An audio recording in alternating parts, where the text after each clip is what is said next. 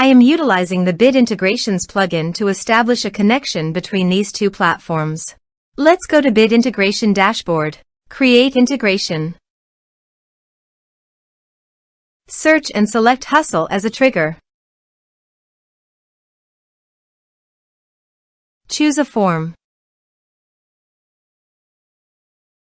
Next, search and select FluentCRM for action. Click Connect to FluentCRM for authorization.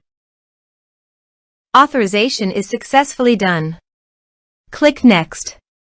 Here select the action as you want. Choose the tag and which tags you want to associate with the user. Map the email field and click Next.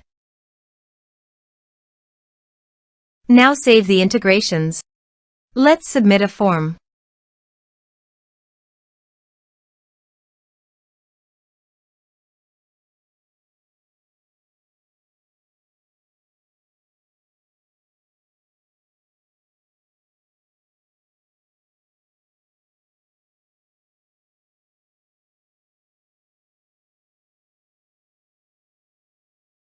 Submit it.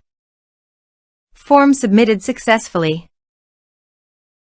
Go to FluentCRM and check the tag is associated with list contact or not.